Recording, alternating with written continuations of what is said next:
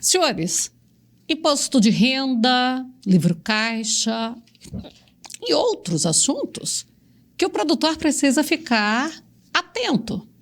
E é por isso que hoje nós recebemos o consultor tributário Antônio Ademar dos Santos, com larga experiência. O rapaz já tem, só para vocês terem uma noção, eu trabalhei com ele, tem 33 anos, aliás, 34. Tempinho. Tem, não tem, Antônio? Aí a gente se assusta, né? 34 anos. Mas é alegria, né, Fabélia? É história, é aprendizado, é oportunidades, é história mesmo nossa, né? Graças a Deus. Então, a experiência é grande.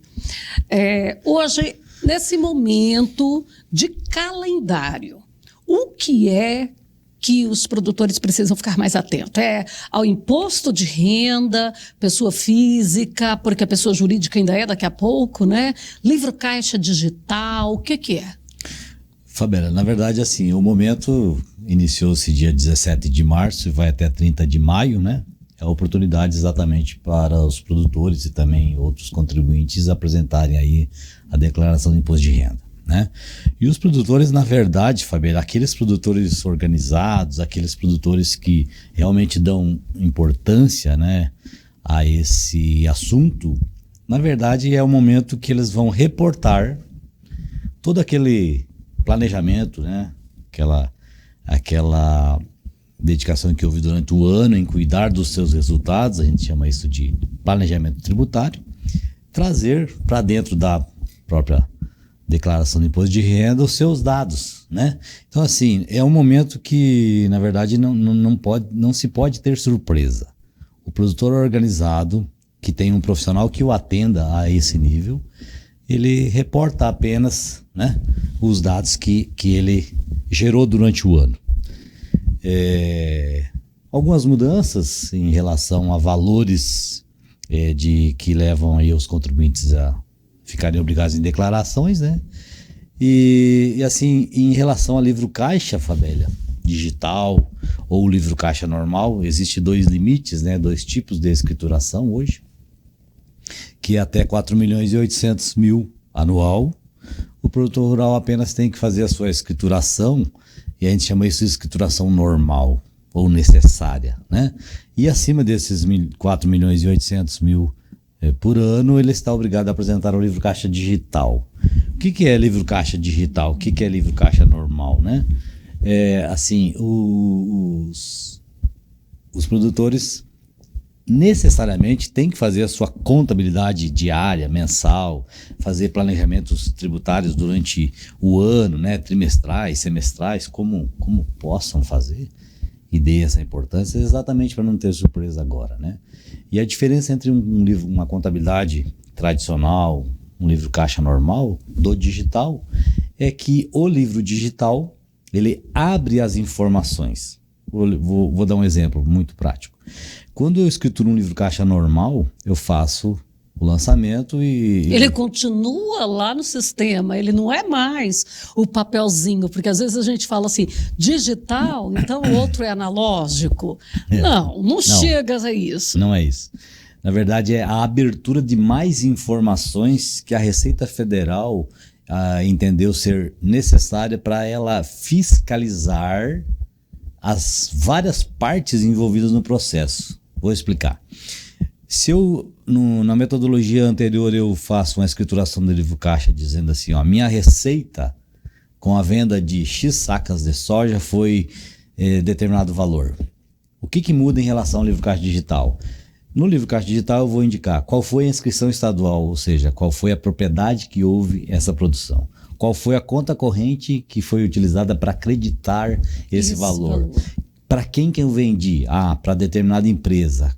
CNPJ dessa empresa, por exemplo. E eu vou ter que ter a nota. Tudo normal. E como Fabélia, a Receita Federal hoje, e a estadual, e a municipal, tem a tendência a essa, o valor para o lastro financeiro, ou seja, não basta eu ter a nota fiscal, o recibo ou o contrato. Eu tenho que ter a comprovação do pagamento informando exatamente qual a conta que foi utilizada para acreditar ou debitar, né? Então, se eu paguei determinada empresa em relação à compra de um fertilizante, eu vou indicar qual a conta utilizada, qual a fazenda, a inscrição estadual que foi utilizada, qual o KIPF e qual o valor, a data, tudo documentado.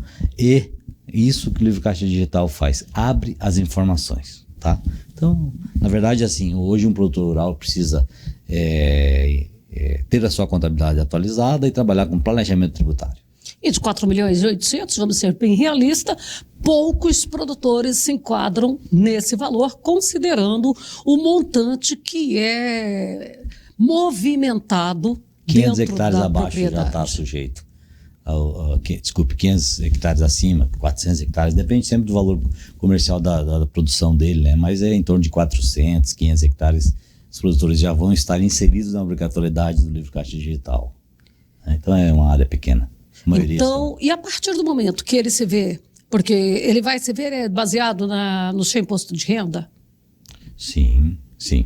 Ele desenquadra, tipo, no meio do ano e ele tenha que fazer já isso aí? Na verdade, Fabíola, olha só. Vamos imaginar um produtor rural com 4.800.000 reais. Ele tem duas opções. Ou ele tributa o resultado apurando receitas, custos e despesas, ou ele vai, não sendo interessante para ele... Aquela caixa de entrada e saída, o saldo, ele apura ali. Exato. Então, aí sobre esse montante, logicamente, aplica-se a alíquota. Ou ele despreza todas as receitas, todas as despesas e arbitra o lucro, ou seja, opta pelo presumido, que seria pegar a receita bruta, multiplicar por 20% e sobre esses 20% tributar 27,5%. Então, o produtor rural tem essas duas opções, mas aquele que pretende apurar o resultado, obrigatoriamente ele tem que escriturar, né, o livro caixa e ter aí o seu planejamento feito.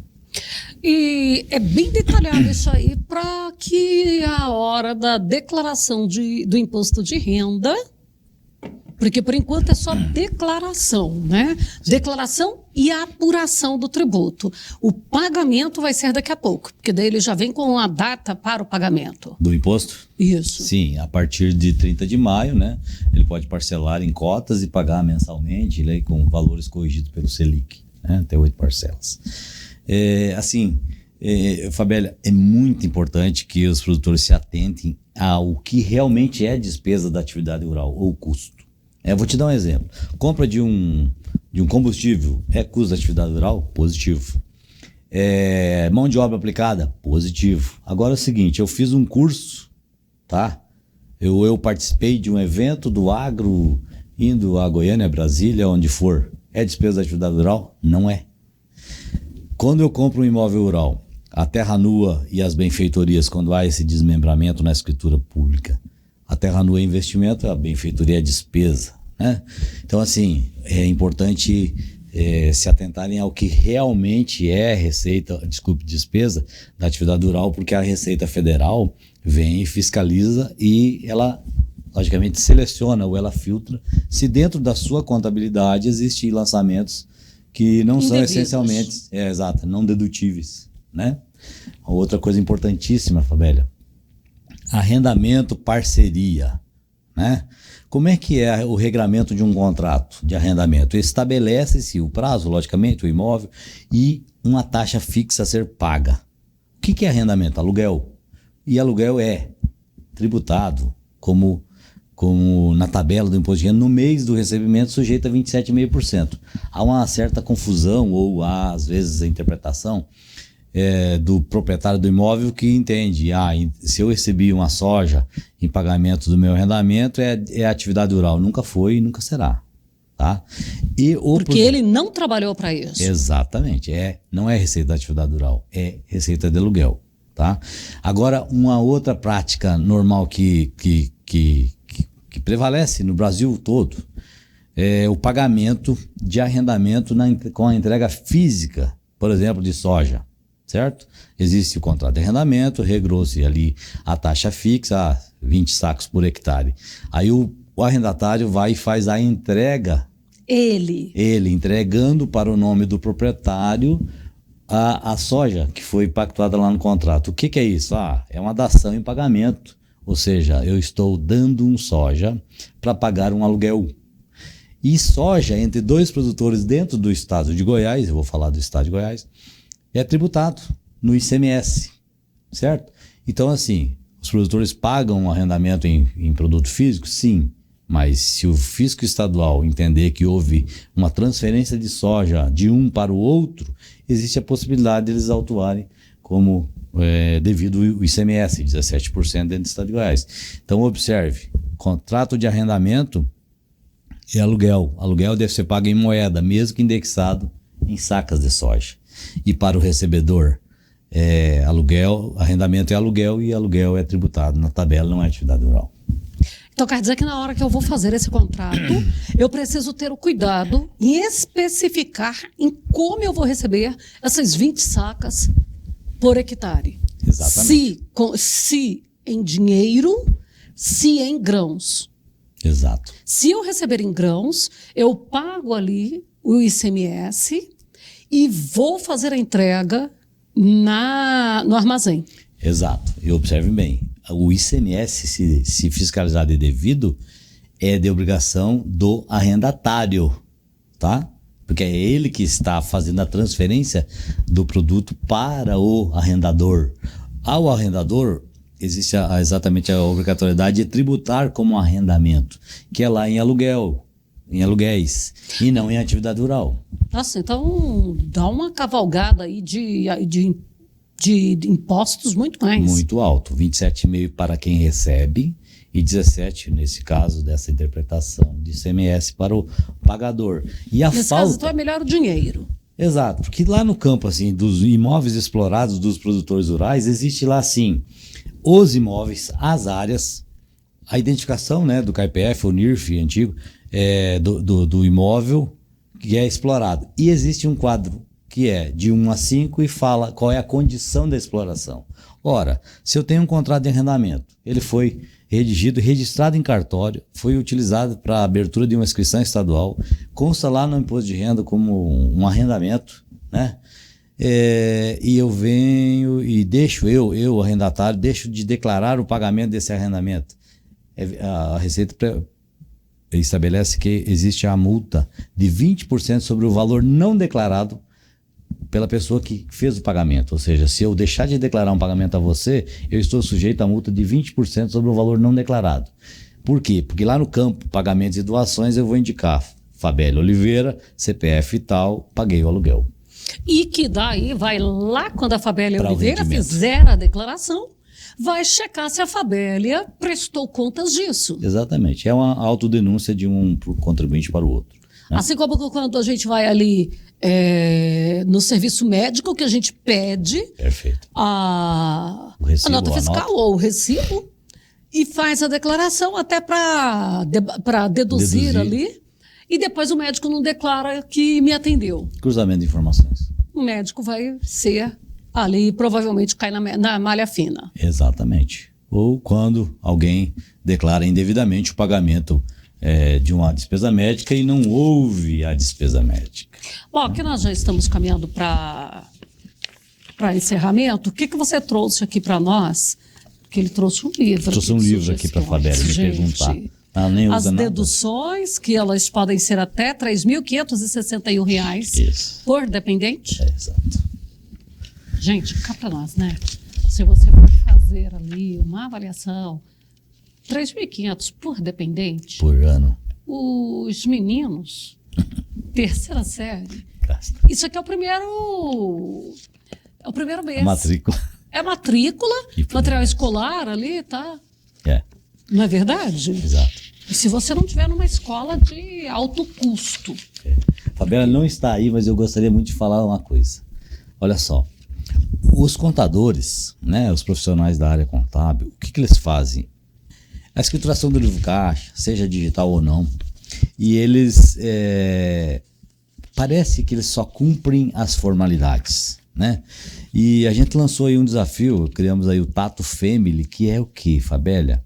Exatamente tornar úteis as informações que são geradas de forma fiscal dentro do escritório de contabilidade, para que os produtores possam ter essas informações em outro nível, com outra cara, com outra leitura, ou seja, a gente quer que seja útil o nosso trabalho interno para que sirva para a gestão.